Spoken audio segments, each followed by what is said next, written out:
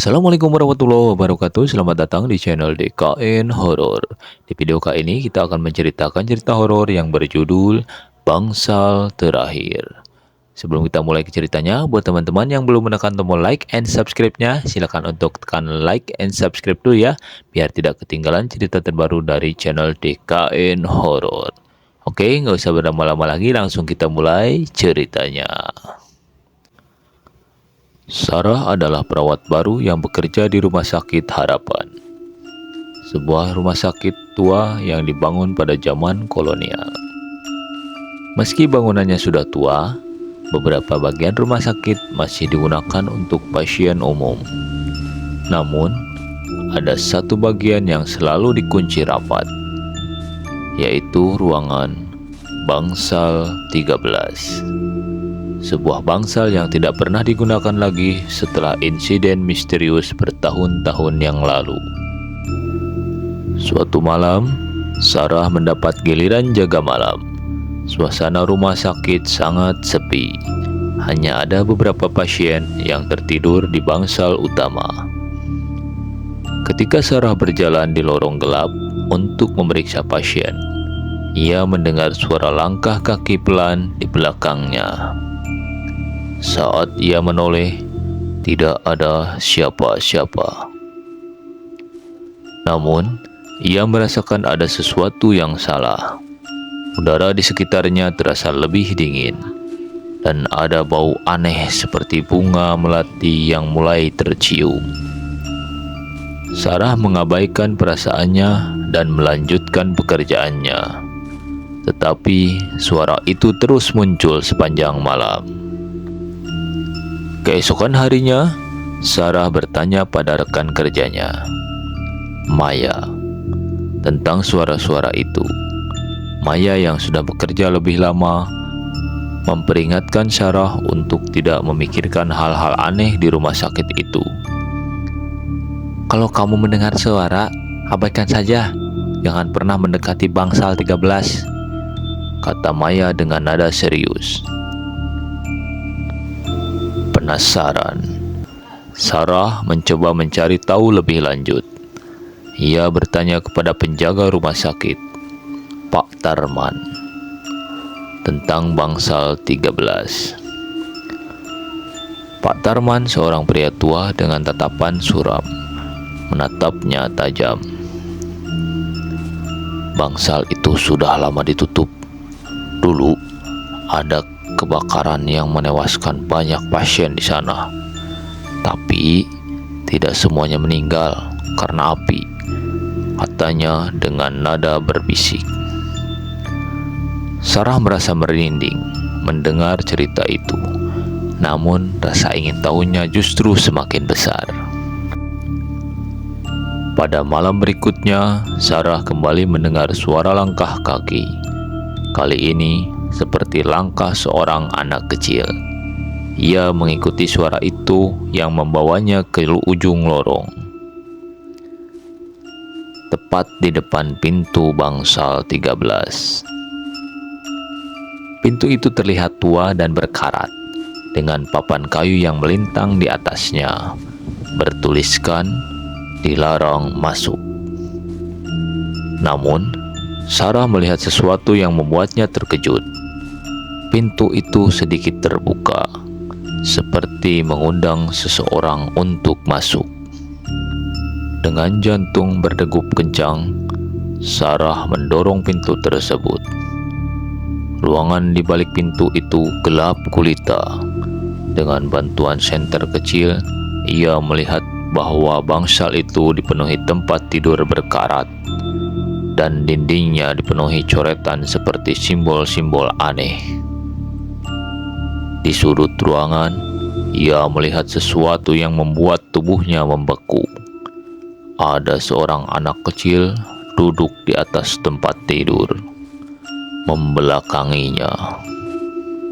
Anak itu mengenakan pakaian rumah sakit yang sudah lusuh, dengan kepala yang tertunduk. Sarah mencoba memanggilnya. Nak, kamu siapa? Kenapa di sini? Anak itu tidak menjawab. Perlahan kepala anak itu mulai berputar ke belakang tanpa menggerakkan tubuhnya, menunjukkan wajahnya yang pucat dengan mata hitam legam. Sarah terpekik dan segera berlari keluar dari bangsal itu. Setelah kejadian di bangsal 13, hidup Sarah berubah. Ia mulai mengalami mimpi buruk tentang anak kecil itu. Dalam mimpinya, anak itu selalu memanggilnya dari kejauhan, mengajak bermain, lalu tiba-tiba tertawa dengan suara yang mengerikan. Di rumah sakit, teror menjadi semakin nyata. Lampu di lorong sering berkedip, dan alat-alat medis mulai menyala sendiri. Suara langkah kaki kini terdengar di mana-mana, bahkan saat ada orang lain di sekitarnya. Sarah merasa seperti selalu diawasi. Puncaknya terjadi ketika salah satu pasien Sarah meninggal secara misterius di malam hari. Pasien itu ditemukan dengan wajah yang penuh ketakutan, seolah melihat sesuatu yang sangat mengerikan. Di tangannya terdapat tulisan seperti dicakar yang berbunyi, "Dia datang." Sarah akhirnya memutuskan untuk mencari tahu lebih jauh. Ia menemukan arsip lama rumah sakit yang menyebutkan tentang tragedi kebakaran di bangsal 13. Kebakaran itu diduga dipicu oleh salah satu pasien, seorang anak kecil bernama Alif, yang menderita gangguan jiwa parah. Menurut arsip, Alif sering mengatakan bahwa ia mendengar suara-suara yang memintanya untuk membunuh. Malam itu, Sarah merasa ada sesuatu yang membawanya kembali ke bangsal 13.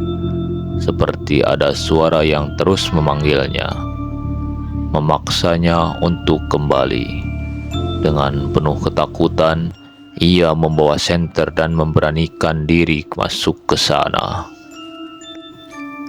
Di dalam bangsal, ia melihat bayangan Alif berdiri di tengah ruangan, menghadap ke arah tempat tidur yang pernah ia lihat sebelumnya.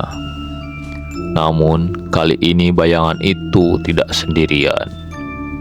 Di sekelilingnya ada sosok-sosok lain, semuanya dengan wajah yang hancur dan tubuh terbakar.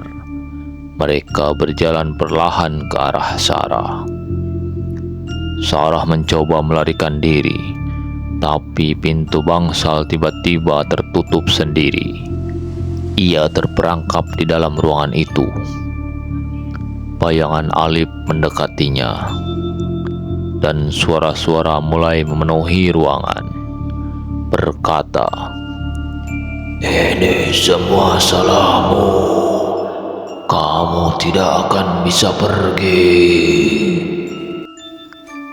Esok paginya, Maya menemukan sesuatu yang mengerikan. Sarah ditemukan tak bernyawa di bangsal utama. Tubuhnya kaku dengan wajah penuh ketakutan. Di tangannya ada tulisan sama seperti sebelumnya, "Dia datang." Bangsal 13 kembali dikunci rapat. Tidak ada yang berani membicarakan apa yang terjadi pada Sarah.